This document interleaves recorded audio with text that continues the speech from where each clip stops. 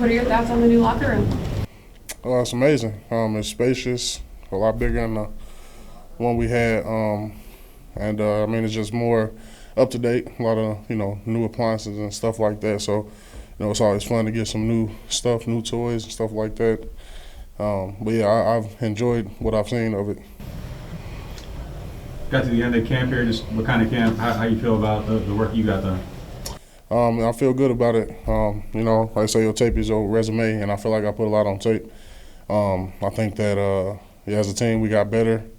Being isolated out there in Irvine, and then coming back home and stuff like that, I can see a lot of improvement throughout the whole team as a whole. And so I think the team got better. I feel like I personally got better. And, that's the only goal of preseason football. So being isolated out there in Irvine, that give you all an opportunity away from the football field to also be able to kind of be around each other? Was there a benefit to that? Yeah, absolutely. Being isolated also puts you together in a way. Being in that hotel, obviously it's California, so guys have places that they can go in their free time. But I think that a lot of guys with interest and hobbies kind of got together outside of that and found those together in Irvine, and just kind of came together more as a team in general. And I think that everybody benefited relationship-wise from that camp being out there. What do you feel about the group of DTs you guys got, and then Cam doing some of that stuff as well, just the depth and versatility that you guys have at that position? Yeah, I think we're very versatile. I think that we got guys who can play multiple positions and play them well. I think that, Cam, that just shows the selflessness you got one of the best edge rushers of all time, and he's willing to go down in there and play interior just to let some more good rushers get on the field.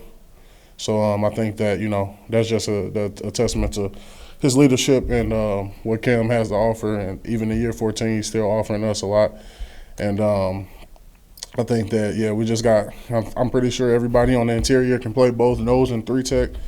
And then everybody on the edge can play both sides and some 3-tech as well. So I think that we're very versatile as a group. And, we're just going to have to capitalize on that when it comes down to certain situational football. But I think that we will, and I'm excited to see that come together. Khalen, I think one of the things DA said the other day was like wanting to hold the defense to like an exceptionally high standard. Have you kind of felt that in the lead up to the season where the standard's really high for you guys in these practices? Yeah, we expect to win every day. We expect to win every rep, which wins every day, and all the periods and stuff like that and throughout the practice. So, that's just a mindset we have going out. Obviously, we want our offense to do well when it's time to go to the game. But in practice, we want to try and shut them down as much as we can. So I think that, we're held to that standard. And that's a standard we've set as well by putting it on tape. It's not just something that's outlandish that DA told us, hey, we should be this good or something like that. Like, we've put on tape. And then before my time here with DA's tenure here so far, being here since – I don't remember when he got here, but I know since 2017 they've been in the top 5 for defense. And that's, five years or something like that. So 5-6 years. So, that's well before I got here, and that'll continue well on as long as DA is here. And I think that, he has an amazing defensive mind. And that's why we are held to the standard we are, is because his stuff works, and he knows it works. We know it works.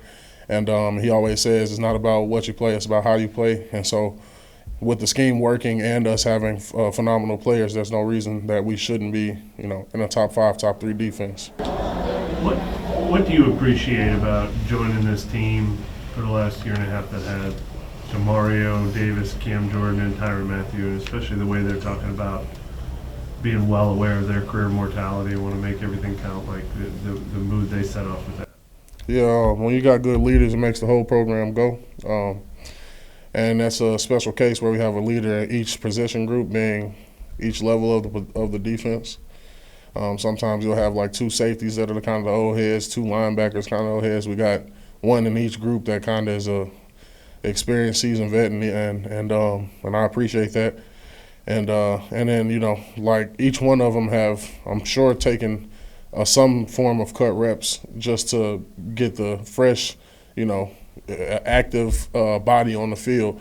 And that just speaks to them. They're not just trying to be out there for their own legacy. They're trying to be out there for this team's legacy. And that's nothing but respect to them. And that trickles down through the rest of the team. When you got your leaders giving it their all, there's no reason that you shouldn't be. So I think that's kind of how they contribute with their leadership. And then that's kind of how it trickles through the team. Having won 2 Super Bowls, is that what it takes? Yeah, absolutely. I mean, it takes that, but it also takes your whole team. You look at the Super Bowl teams, and you see a lot of guys getting killed in the preseason, and that's because their whole team is going to be playing. They're going to need their whole team. I actually just watched the Chiefs game last night, and they've been – I think they're 0-3, but that's also kind of a different sign because that means that you're going to rely on you're resting all of your guys that you're going to be relying on, and that means they're resting almost half the team. So that just goes to show you, like, we're going to need everybody. It's not just going to be it's not going to be top heavy. It's got to be even throughout. There should be no drop off when 1s or 2s or 3s or anybody comes into the game. And I know there won't be whenever I come into the game or anybody Christian comes into the game or anything like that. So that's what I kind of preach in the room, is to don't let that's the only reason we should be knowing that there's somebody else in the game is about a jersey number. And so that's what I preach, and I think that we're trying to become that. What was it like to be back in the dome and getting to practicing among the fans? It was fun. Just energy in general. I come to do the same thing at work every day, so I'm just trying to kind of lock into my keys and shoot hands and where they need to be, move feet where they need to be, and but the energy of the fans kind of just rejuvenates you quicker. So I don't really think it changes what I do, but it just changes the energy of that I have to rejuvenate. Go do it again the next play and the next play, as opposed to just making a good play in Irvine and it kind of being quiet and then you're like tired after that. So I think that that's kind of how the fans affect me in a practice standpoint and in this type of environment. And but I appreciate them for coming out. They always bring energy, and I always enjoy that.